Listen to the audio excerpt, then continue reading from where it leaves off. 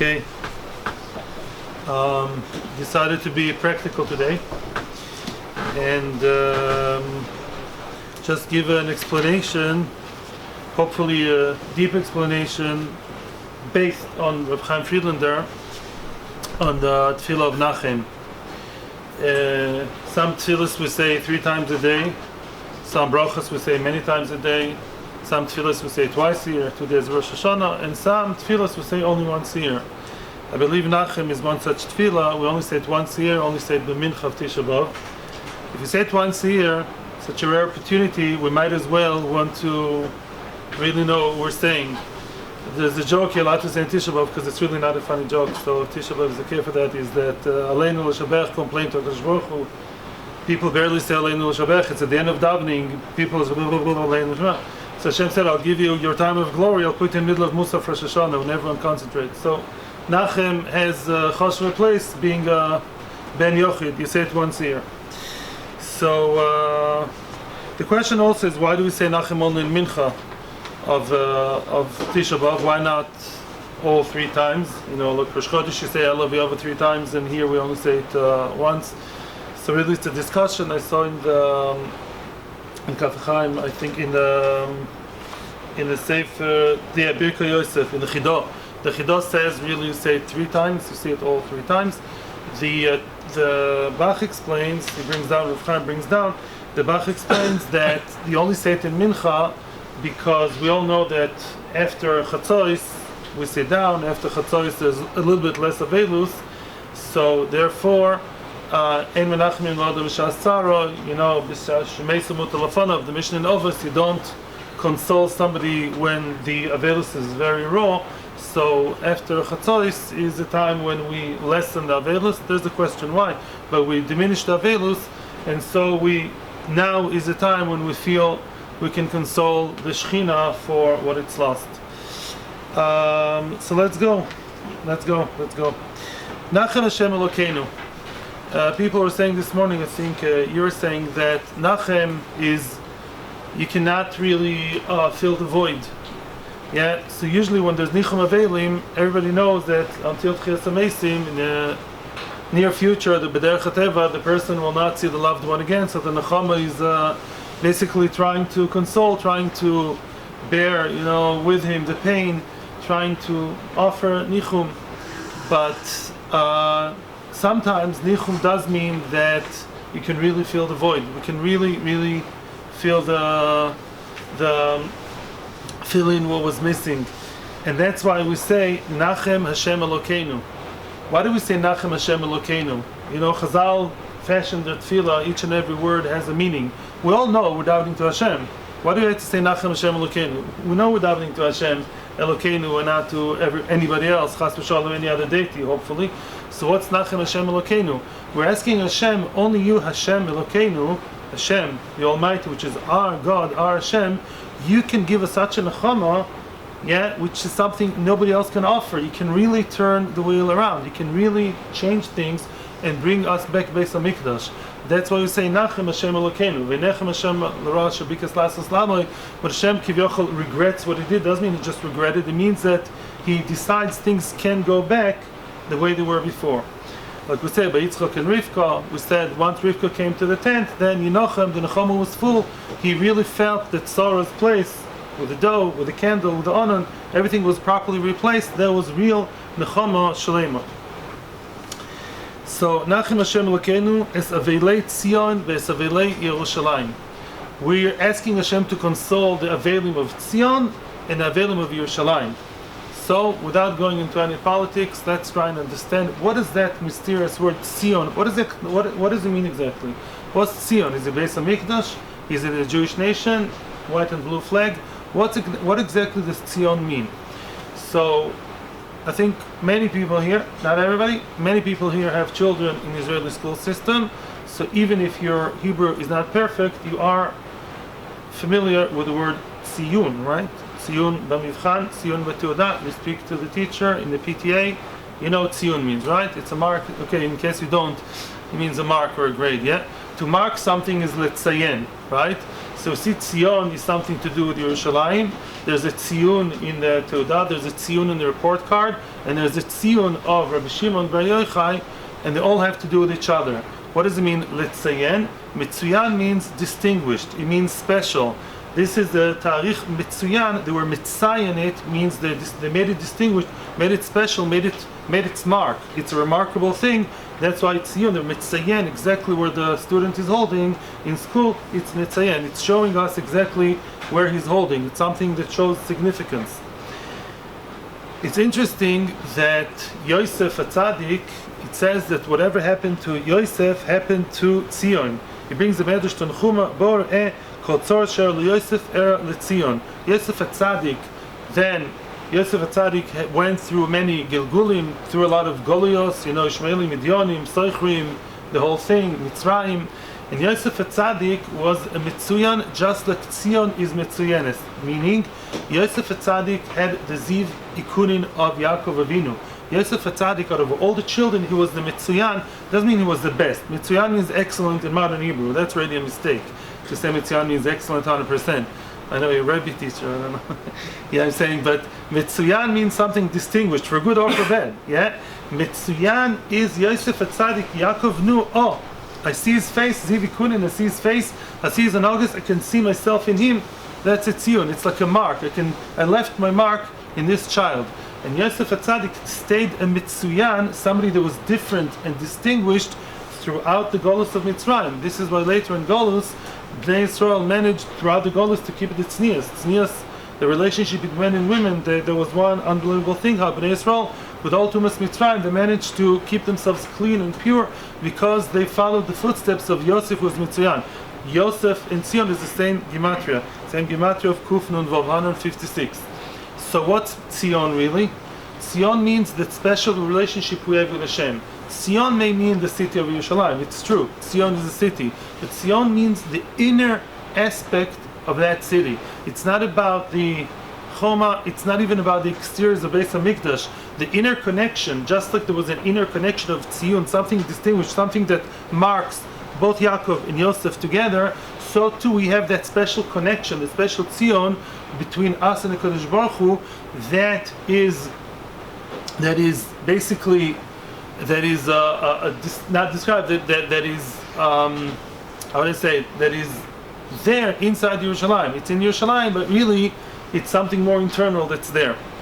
So we're asking Kadosh Baruch Hu to be Menachem Avelei Tzion.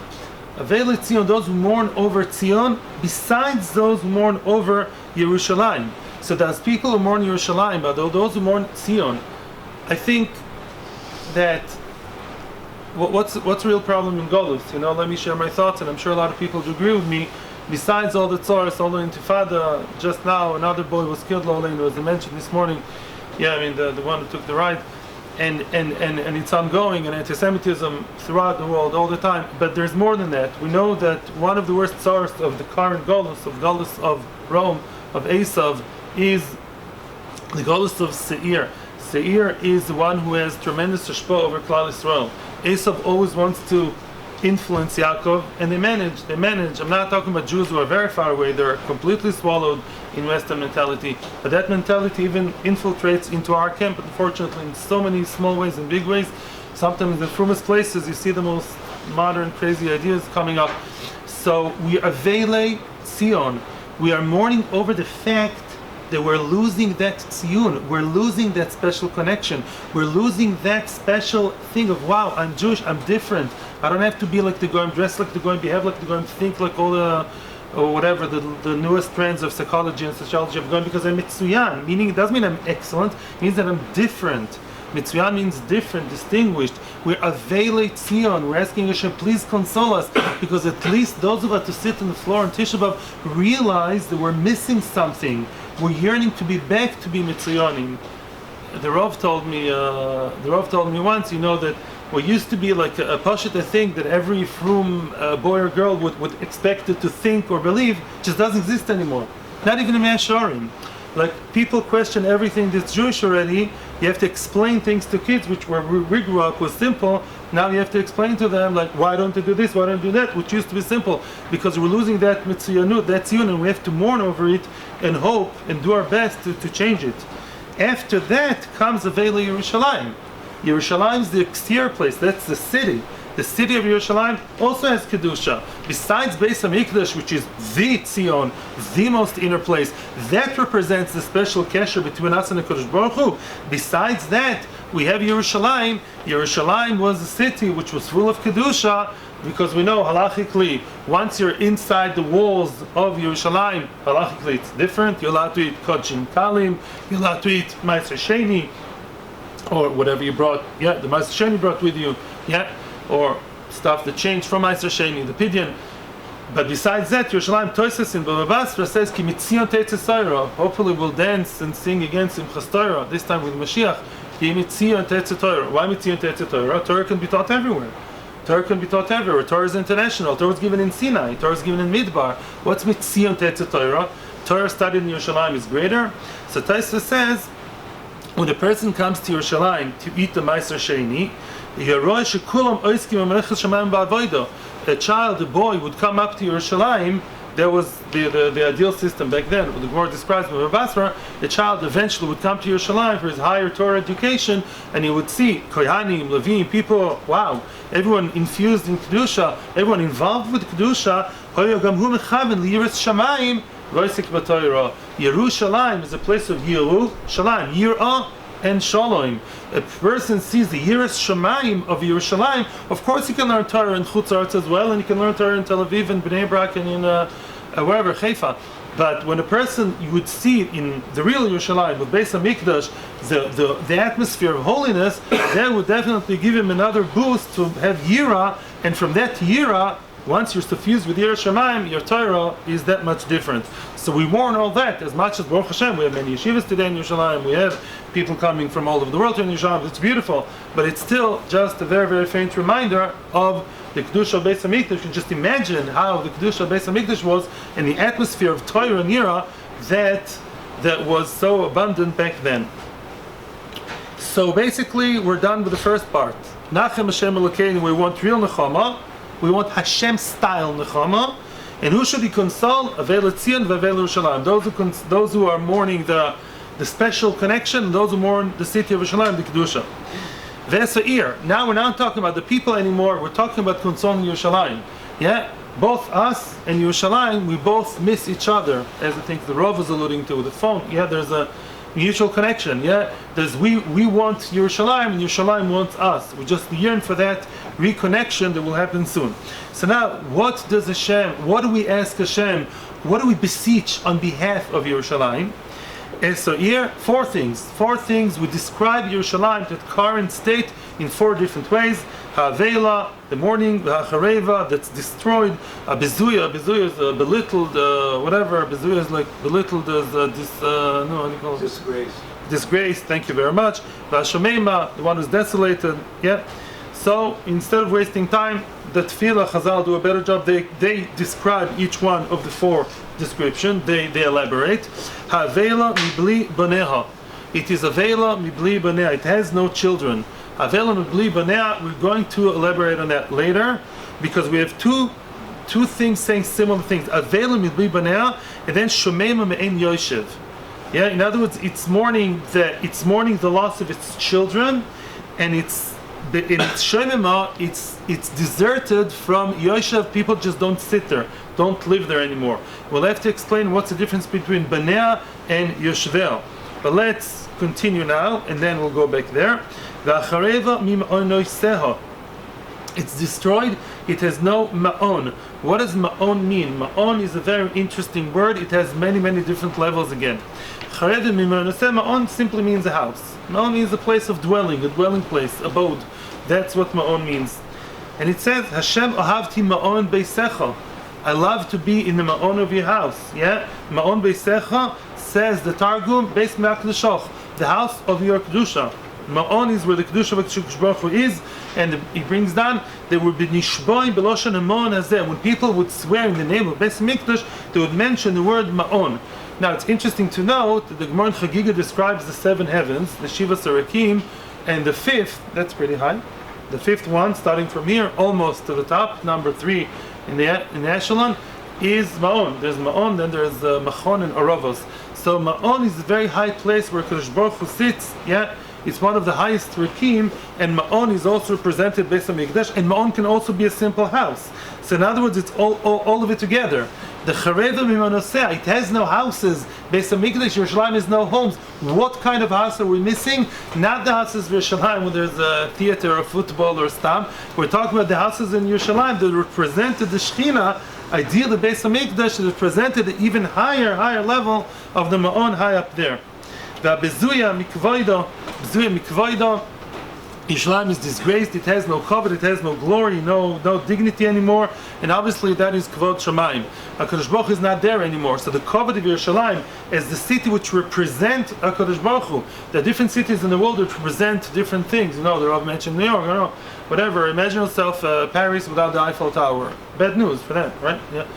Whatever, London without the Big Ben, yeah, okay, the Twin Towers, yeah. It wasn't just the people who died, and it wasn't just, which was a terrible tragedy, it was also a slap in the face to the essence of what New York was. It was much more than just the 2 buildings, which was terrible, but the idea that those 2 tall buildings, which used to be back then, even before that, were the tallest in the world, 4 Sears Towers. So that was very, very bad for the ego, for the image. The image was hurt. So Allah Chaskama V'Kama, the city that represents the Shechina, Kadosh Baruch Hu, its only glory, its only stand in the world, you took it away from them. Yeah, somebody is a big mumch. You see people getting old. Somebody is a very big mumch, a big expert in something, in medicine, starts losing his memory. He's not a good doctor anymore. He feels he has no stand. That was his into society. That's terrible. So the same thing here. Yerushalayim is no covet. Well, what a miskena is that city that doesn't have the one thing that it had, which was a representation of Shechina. Hashomer Memein Yoshev. Now we're facing it. We have to now explain what's the difference between the Avela Mibli Baneha. Yeah, it's Avela, it's mourning because it has no children, and a Shoymema, it's deserted Me'ein Yoshev, because people just don't sit there anymore. So Avela is worse than Shoymema. Shoymema means it's empty. That's bad, that's empty space. Avela, that's crying, that's mourning, that's tears. Ha'avela Mibni Baneha, Mibli Baneha. The people who are the children of Yerushalayim, yeah, meaning not people that are necessarily born there, people who are internally connected to Yerushalayim. In yeshivas, they always say, what's the difference between a Talmid yeshiva and a Ben yeshiva? A Ben Torah is somebody who doesn't just sit and learn more 3 times a day, but his mind is somewhere else and his ideas are different. A Ben Torah is somebody who's internally connected to Torah, just like you're connected to your biological parents, whether you like it or not. But Lemaisa, you are part of them and they are part of you. So too, the Ben Torah or Ben Yerushalayim, people who actually tapped into that Kedusha, the city is now mourning the loss of those children. But there are other types of people, Hashem Mem'en Yoshev. Some people are not as connected to Kedusha, but they were Yoshve Yerushalayim. People who would sit, they would live in Yerushalayim, and maybe they're not as connected, maybe they're not intrinsically connected, but they were also there. Says Rabbi Chaim Friedlander, it's not somebody who just lives there, it's somebody who has Yoshev ba roitze lidabek ve'olosu b'kedushaso. Somebody who's there because he's hoping to become a Ben. He's in a trainer's course. He wants to become a Ben Yerushalayim. He came to live in Yerushalayim in order to be there. In order to become a Ben Yerushalayim, become more connected to the Shechina. But unfortunately, people who live in Yerushalayim and have no connection to Kedusha whatsoever, they're not Bnei Yerushalayim and they're not Yeshvei Yerushalayim. They happen to be there. People whose lifestyle is completely against Kedusha, completely, diametrically opposed to anything to do with the Kedusha of Yerushalayim. They may be sitting in Yerushalayim, but they're not really sitting in Yerushalayim. But the fact that they're there has zero consolation for us, or if not even worse. Here Sheves. Now he continues to describe the way Yerushalayim is. The Yosheves v'roisha chofui. Yerushalayim sits down and its head is covered. Not like a woman who covers her head is, entire face is covered. She sits like that, covering her face. Why? Because it's shame. It's a shame. Yerushalayim feels so ashamed that it has no children. it has no Beis HaMikdash. Two things happened in the Churban. Beis HaMikdash was destroyed, and most of the inhabitants of Yerushalayim they went to exile. So Yerushalayim stuck in between, completely not knowing what to do. It has no father and it has no children. Yeah, and the feeling is a feeling of shame because it's not doing its job in its world. It's not transforming. Yerushalayim was a place, the grosses, my son just told me, I didn't know them before, I said the grosses from early sources. The Beis HaMikdash was the point where heaven and earth would kiss. He told me a very nice idea that just like it says the Tzavarech, Migdal Talpios, Tzavarech, the neck, it says Yerushalayim was like the neck, Migdal Talpios, right in Shiur Shiurim. So the what's the Tzavar, what do we have in the neck? We have two pipes. We have the air pipe and we have the food pipe. The esophagus, I don't remember the fancy words, not when I'm hungry. Yeah, so the esophagus and whatever, leave it. Yeah, okay, so we have the air pipe and the food pipe, and that was Yerushalayim. Yerushalayim, Beis HaMikdash was a tzinor. Yerushalayim was the double pipe where we would offer karbanos to Hashem. We would ki'ilu bring food to HaKadosh Baruch Hu, obviously. Yeah, and Hashem would bring all the shefa of both Gashmius and Ruchnius into Olam Hazeh, through Beis HaMikdash. Now we don't have that. What do we have instead? We don't have anything instead, really. But El HaKadosh Baruch Hu dal damos shel halacha b'lvad, Torah. Torah is what brings shefa to the world. Torah, tefillah being called karbanos. These are the substitutes. But the best way, the front door. We get through the back door. The front door, the nice way, with the ma'or panim, Hashem would give us in a good, nice way. There's a way to be served food. You want to be served food nice on a nice tray, not in some doggy bag in the back door, right? So Beis HaMikdash was HaKadosh Baruch Hu would serve us everything with more panim, and that was the double pipe. The Ruchnius and the Gashmius would come through there. Yerushalayim doesn't play that role anymore. What a miskina is Yerushalayim? What miskinim are we? Ke'isha kara shelo yolodo. She is like a barren woman that never gave birth. So Yolodo, okay, Isha kar shelo yolodo, that makes sense. It's as if it never gave birth before. But there's a different type of akara. It says in the Kollel, it says Banecha b'nesechen nesunim la'ma'ache ben le'yodcha lo'oshia. Your children, your sons and daughters are given to a different nation and you cannot do anything about it.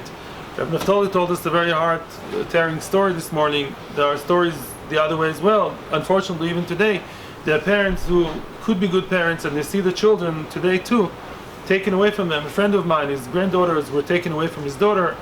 His daughter is not so capable of taking care of them. It's a very tragic story. They were taken to some horrible people to take care of them in Canada, by the way, with all the top social services. So very tragic. So and you see, one sees his children growing up in the house of people who are foreign to his ideas, and there's nothing he can do about it. Legally, the children has to be with those other people, and it's terrible. And that is a klal already in the Torah. When you see your children being so-called educated by other people, and you cannot reach them, that's a terrible klal. But this is exactly what's happening to Yerushalayim. It's not like the entire Jewish people died. Baruch Hashem, we did not die. And we have survived. Am Yisrael Chai, we survived, we will always survive. That's not a question. But Yerushalayim is mourning the fact of what kind of children does she have. Look at so many people who are so disconnected from anything to do with Yerushalayim, anything to do with the Kedusha of Yerushalayim.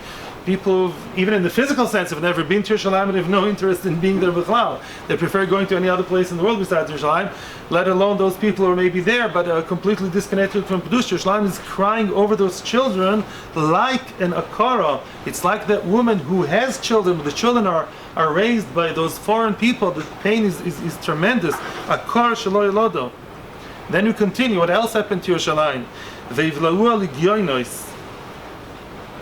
Ligyonos. What's this word ligyonos? So all English speakers can now jump to the feet and say, we know this word. Ligyon is legion, right? So this is a foreign word.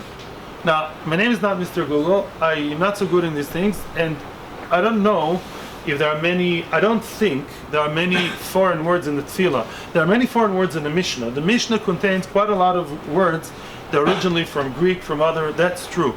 That's true because the Mishnah has to talk about Tachlis. The Mishnah has to tell you what it's all about, the halacha, so it has to use, like today we have English form in halacha, right? Yeah, I mean halacha form in English. But when we talk about tefillah, it's pretty rare, I think, that we have foreign words, because legion comes from Roman, it's in other European languages as well. And we're mentioning a foreign word in the middle of the bracha here. Maybe, this is just my idea, take it or leave it, you can argue with me, and that's fine.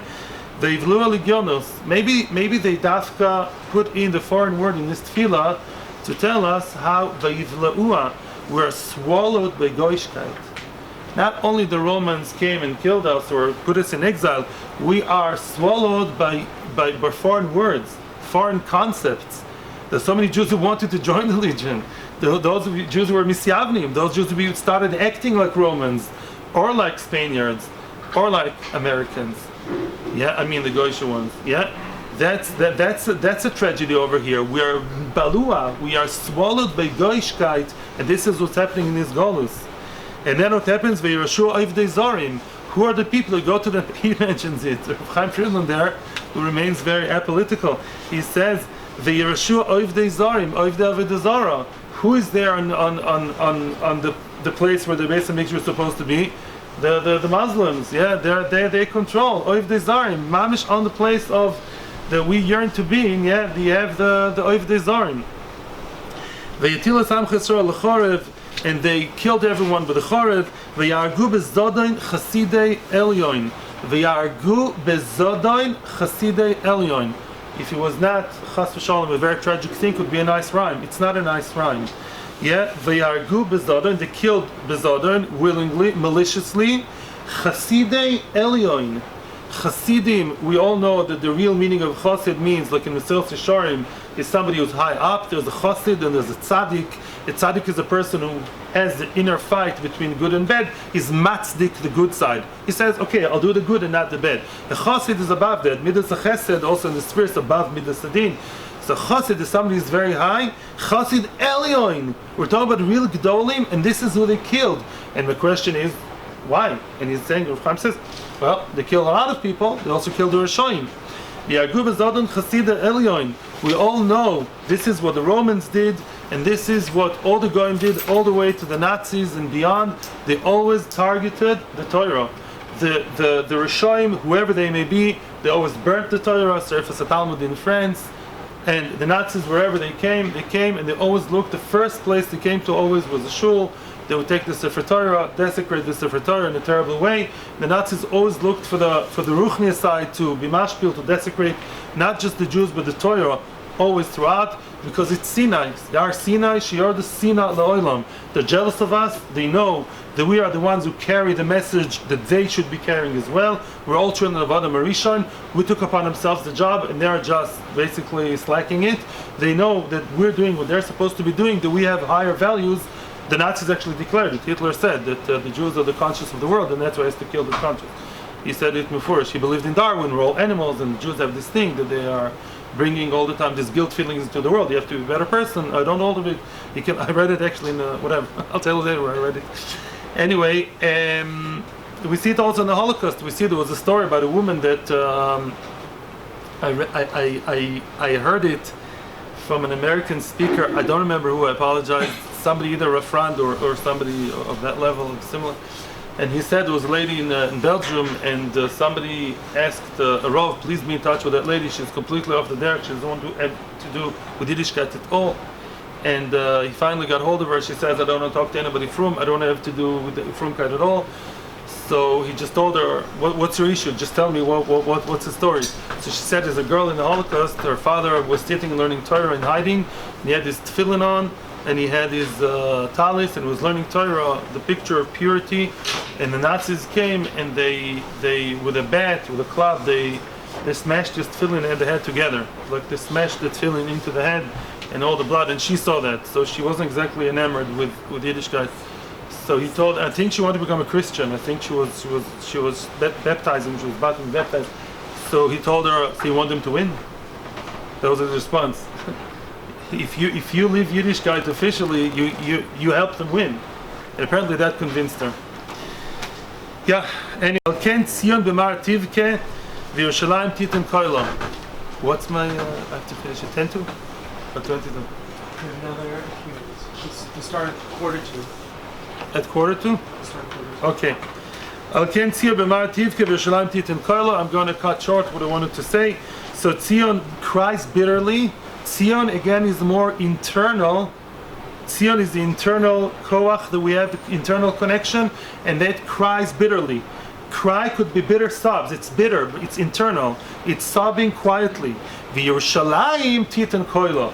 Yerushalayim is the exterior one. Yerushalayim is the big city, the beautiful city that's all around, the more exterior side, and titan koilo. It's crying in a way that is also more of an extrovert kind of cry that is outside. That's internal cry and external cry. Libi al chalalem, me'ai al chalalem. He goes into a difference between libi and me'ai. There's a lot to be said here too, but we don't have time. Now we come to the pinnacle here. Ki ata Hashem be'esh yitzatu be'esh at osed livnoisa. Now, this entire talk, I think, is worth it just for this line. What does it mean that Hashem destroyed Yerushalayim with fire? Okay, that's easy. But what does it mean He's going to build it with fire? What does it mean He'll build it with fire? What does it mean? It says, "V'ani ayela nu'um Hashem chomesh esh stoviv." I'll be a wall of fire, firewall. I'll be a wall of fire around Yerushalayim. How can we live inside a wall of fire? The computer. What does it mean? So, the Chaim Friedlander explains beautifully.